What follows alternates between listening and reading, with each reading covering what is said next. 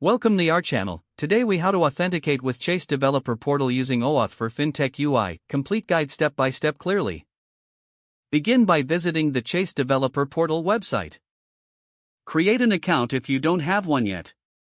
Log in to your Chase Developer account. Once logged in, navigate to the My Apps section.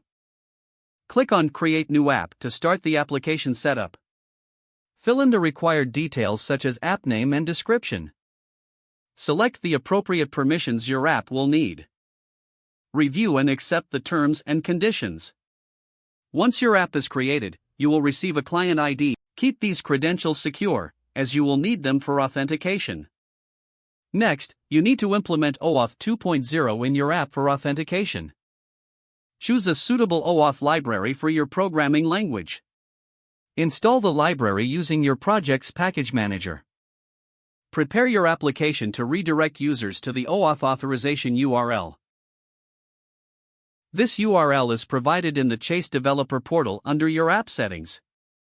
Include the client ID, redirect URI, and required scopes in the request.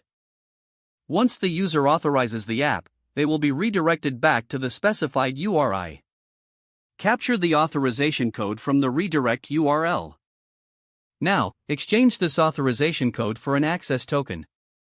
Make a POST request to the token endpoint provided in the documentation. Include the client ID, client secret, redirect URI, and the authorization code in the request body. On success, you will receive an access token and a refresh token. Store the access token securely and use it to access protected resources. Handle token expiration by using the refresh token to obtain a new access token when needed. Integrate the access token into your API requests as specified in the Chase API documentation. Ensure that your app complies with Chase's security and data protection policies. Finally, test your integration thoroughly before deploying your application. This completes the authentication process using OAuth in the Chase Developer Portal. Don't forget to like this video and subscribe to our channel for more step-by-step tech guides.